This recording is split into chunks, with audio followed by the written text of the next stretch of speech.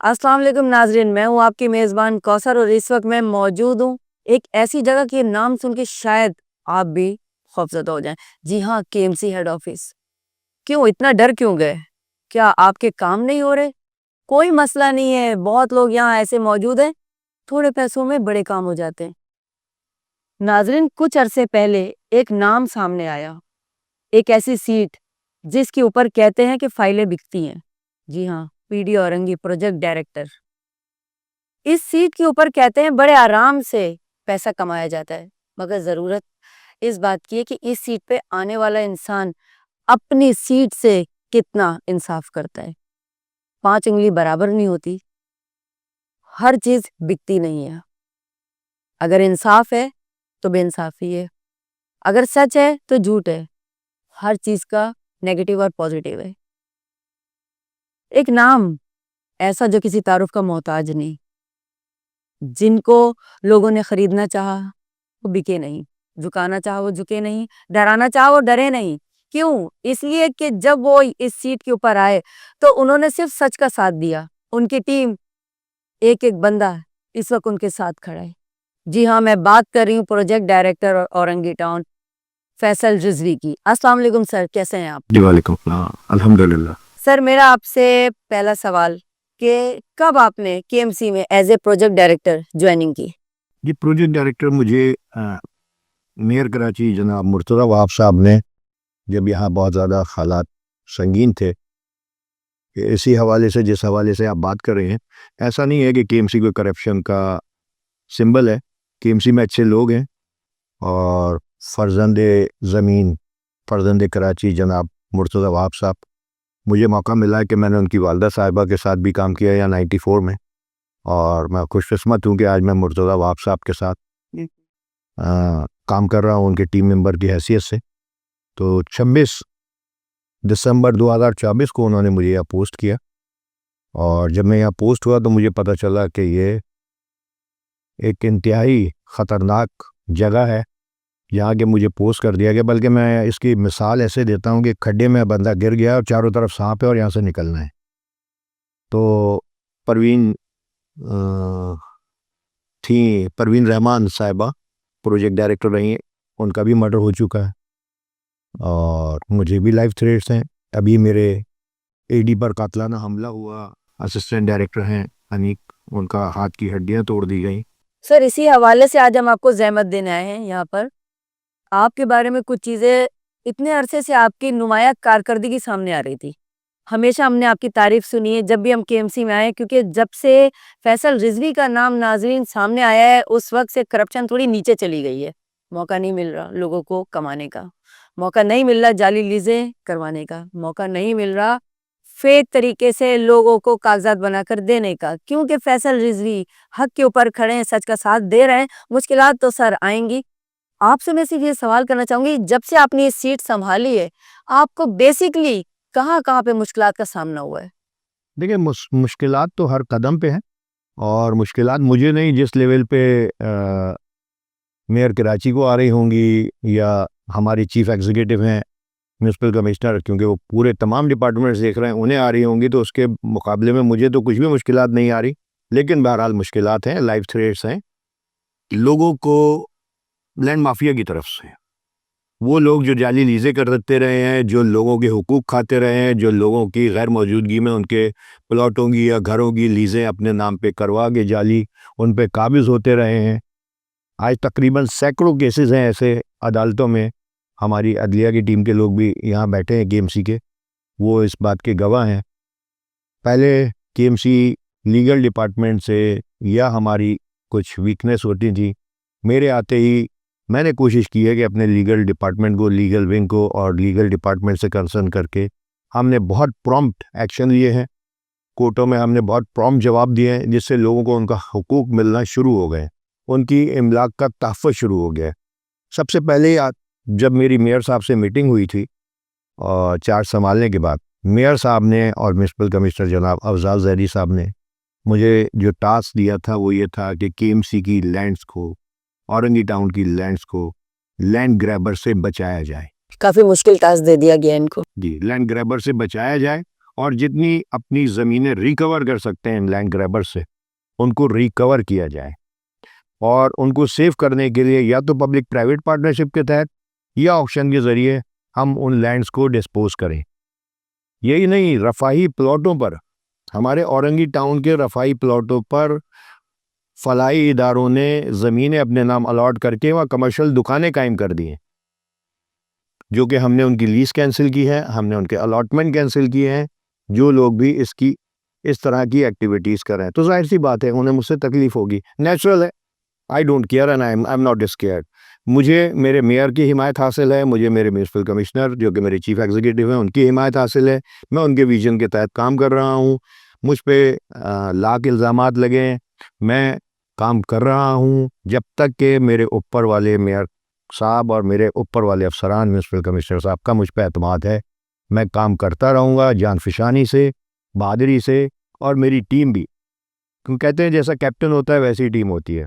तो अल्हम्दुलिल्लाह मेरी टीम भी मेरे बिल्कुल साथ खड़ी है और मेरा साथ दे रही है इस मामले में, और भुगत भी रही है, अपना हाथ उड़वा के बैठे हैं अभी उनको। सर उनसे भी हम बात करेंगे। पहले फैसल रिजवी साहब के पास हम जिस मकसद के लिए स्पेशली आए हैं उस मुद्दे की तरफ मैं आना चाहूँगी। सर 24 अप्रैल को एक एप्लीकेशन आपके खिलाफ लगी है, ठीक है। एप्लीकेशन थोड़ी सी मेरे हिसाब से तो खैर मज़ाहिया है, क्योंकि एप्लीकेशन लगी है नाजरीन 6 अप्रैल 2012 को दिन 2:35 पे मोमिनाबाद थाने के अंदर। फरहान नफीस उमर 3 अफराद, लेकिन इनका मेन जो कि मैं कह सकती हूँ हेड हैं, लैंड ग्रेबर हैं, कौन है वो हम आयन में डिसाइड करेंगे। उनके ऊपर कातलाना हमला हुआ है। कब हुआ है? 2012। सर 2012 को गुजरे हुए 2025 के अंदर हम खड़े हैं। उंगली पे हम गिनते हैं अगर तो 10 साल से ऊपर ही हो गया है, 13 साल। कातलाना हमला कोई बच्चों का खेल नहीं है। इधर मामूली एक्सीडेंट हो जाए और हमें पता चल जाए हमारे पड़ोसी ने हमारी बाइक मार दी है तो हम तो उस वक्त पहुंच जाए थाने में। यह कातलाना हमला हो गया, और एप्लीकेशन जिनकी तरफ से दाखिल हुई है उनका नाम है राना गुलजार। आई डोंट नो कि ये किस पार्टी से इनका ताल्लुक है, बट मैं ये दिखाना चाहूंगी अपने नाजरीन को कि ये इन्होंने पीपल्स पार्टी के लेटर हेड के ऊपर एक एप्लीकेशन लगाई है। आएंगे हम पीपल्स पार्टी से भी बात करेंगे कि आखिर इनके लेटर हेड को इस तरह कोई भी लैंड ग्रेबर किस तरह यूज कर सकता है। क्या ये इतनी हल्की पार्टी है? इतनी हल्की पार्टी है कि कोई भी लैंड ग्रेबर इनके लेटर हेड को यूज करके किसी भी रिलायबल बंदे के हवाले से, किसी भी ऐसे अफसर के हवाले से जो इस वक्त किसी इज्जतदार पोस्ट के ऊपर बैठ के आवाम के काम को सर अंजाम दे रहे हैं, इंसाफ दिला रहे हैं, इंसाफ की राह पे चल रहे हैं, तो क्या कोई भी बंदा आएगा इतने आराम से एप्लीकेशन लगा देगा और हम यहाँ बैठकर सिर्फ देखते रहेंगे? मेरा सवाल है, इस प्रोग्राम के तहत राना गुलजार साहब 2012 से 2025 में हम खड़े हैं। अच्छा, इस एप्लीकेशन की तरफ मैं आऊंगी। इस एप्लीकेशन को लगाने का मकसद क्या है?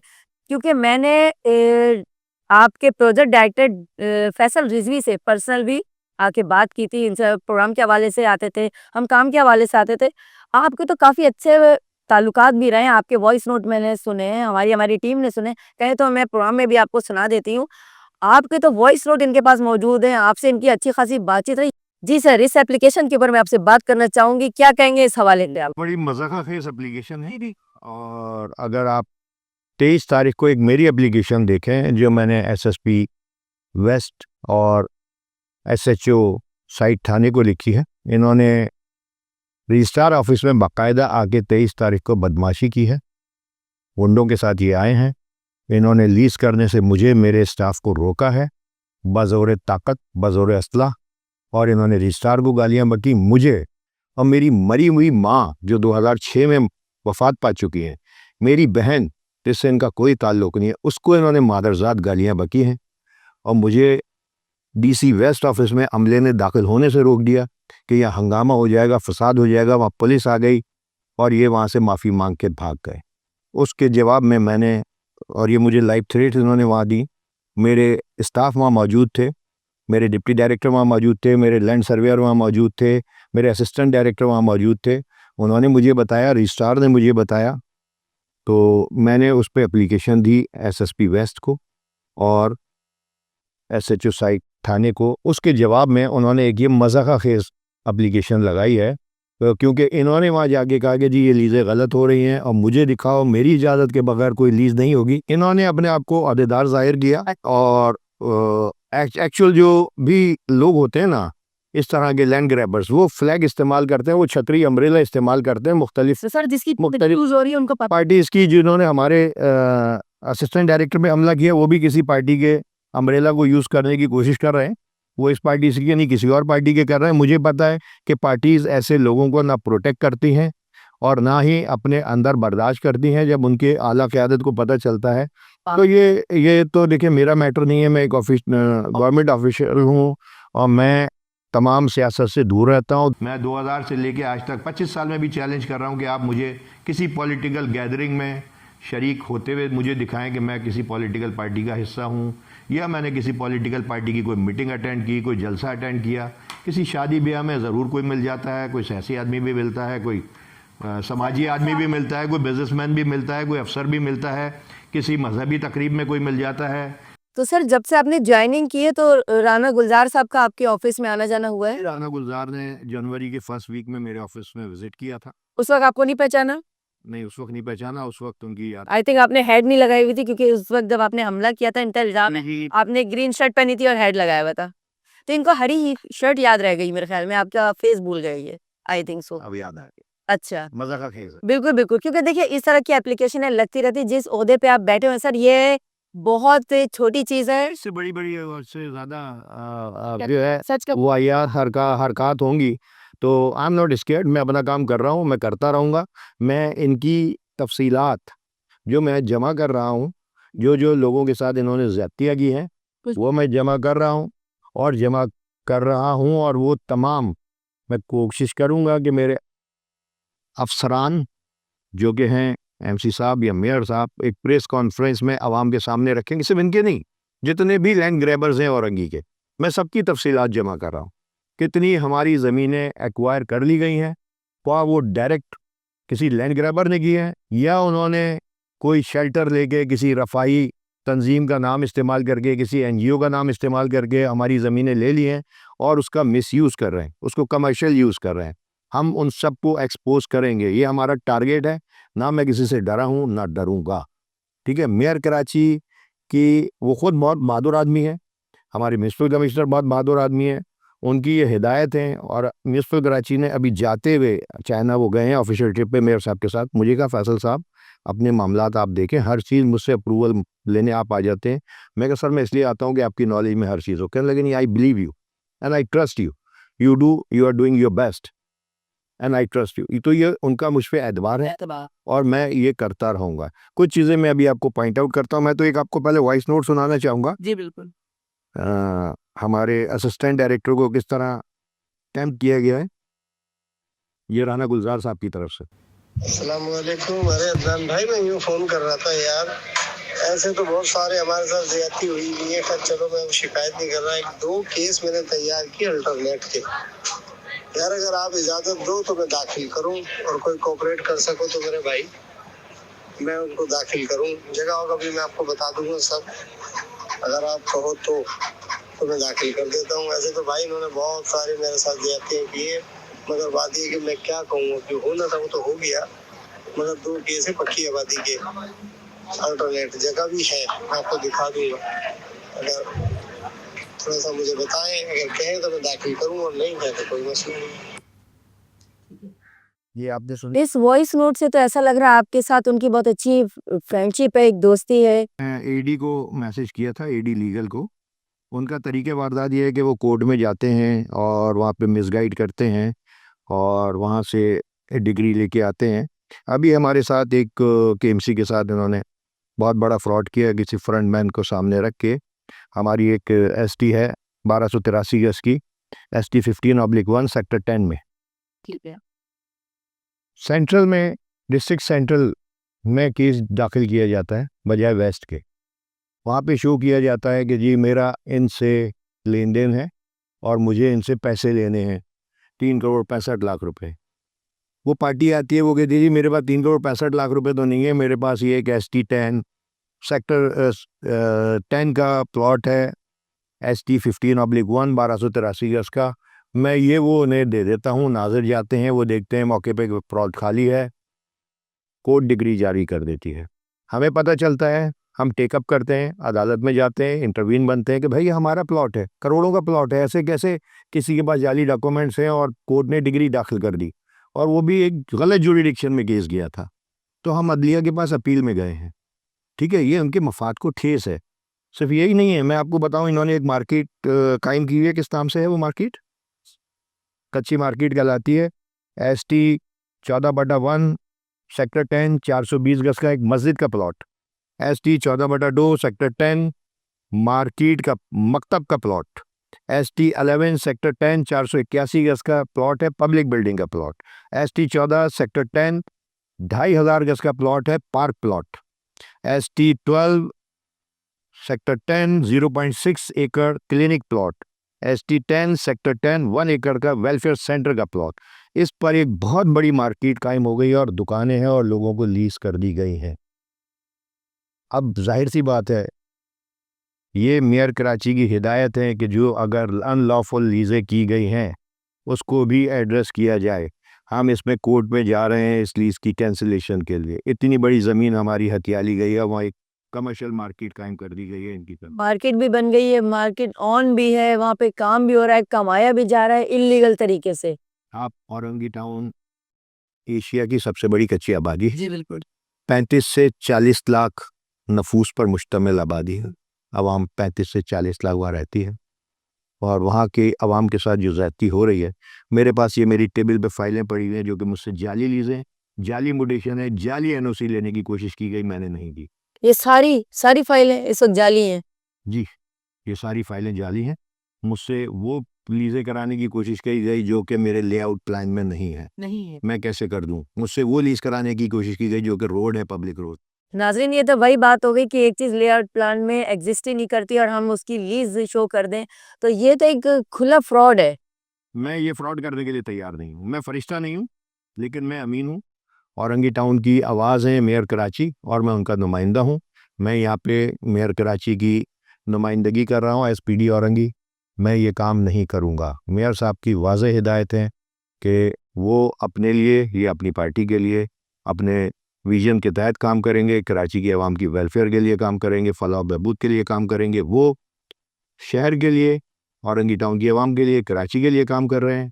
मैं भी अपने शहर के लिए, अपने लोगों के लिए, मफाद के लिए काम कर रहा हूँ। तो ऐसे ओछे हटकंदों से, ऐसे मजाका खेज एप्लीकेशनों से ना मुझे डराया जा सकता है, ना मैं डरूंगा। लेकिन फिर भी सर, इस एप्लीकेशन के अगेंस्ट आप क्या? मैं अपने लीगल एक्शंस पूरी करूंगा, मैं अपनी लीगल रेमेडीज करूंगा। मेरा लीगल डिपार्टमेंट KMC का माशाल्लाह बहुत एक्टिव है और बहुत बड़ा डिपार्टमेंट है हमारा। वो ऐसी मजाक खेस एप्लीकेशन है ना एंटरटेन होती हैं, ना होंगी, और अगर होंगी भी तो हम इसको लीगल वे में देखेंगे, क्योंकि हम उनकी तरह बदमाशी, गुंडागर्दी तो कर नहीं सकते। हमारे पास लीगल रेमेडीज़ मौजूद हैं, वो हम करेंगे। हमारी बदमाशी, गुंडागर्दी है कि हम इनके सामने सर ना झुकाएं। बिल्कुल। हम इनके सामने सरेंडर नहीं करेंगे। हम इनके सामने झुकेंगे वजह से तो ये एक्शन सामने आया। हम झुकेंगे नहीं, करते रहें। Most welcome. I am laughing. मेरे पास और कोई ऑप्शन नहीं है इस पे हंसने के अलावा, और जिन्होंने पढ़ा वो भी हंस रहे हैं, मैं भी हंस रहा हूँ।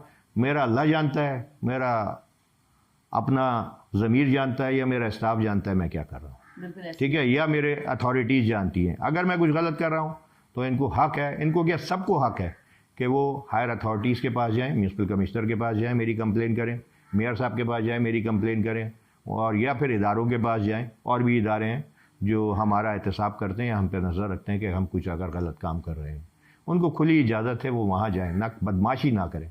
हम इनकी बदमाशी के आगे सर नहीं झुकाएंगे, हम अपना काम करेंगे। इन्होंने लीजर रखने की कोशिश की 23 तारीख को, हमने 24 को की। कार्य सरकार में इन्होंने मुदाखलत की है, उस पर इन्हें हिसाब देना पड़ेगा। इन्होंने मुझे धमकियाँ दी हैं, इन्होंने मेरी माँ बहन को गालियाँ बकी हैं, उस पर कानूनी तरीके से मैं इनसे जवाब लूँगा।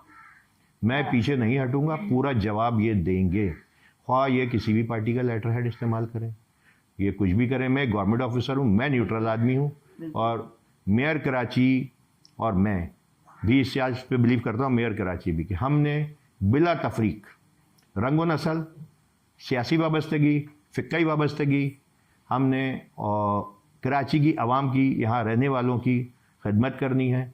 उनके हुकूक का तहफ़्फ़ुज़ करना है, और एज ए PD औरंगी मेरा ये काम बनता है कि मैं उनकी अमलाक का तहफ़्फ़ुज़ करूँ। मैंने आते ही मेयर कराची के विजन के तहत आपको मैंने भेजे हैं, आप अपने व्हाट्सएप पे देखिएगा, मैंने अखबार में ऐड लगाया था कि हमारा 95 में रिकॉर्ड जल गया था जब DMC वेस्ट जली थी, लोग अपना रिकॉर्ड रिकन्स्ट्रक्ट कराएं, जिसकी ज़िम्मेदारी मैंने अनीक भाई को दी हुई है।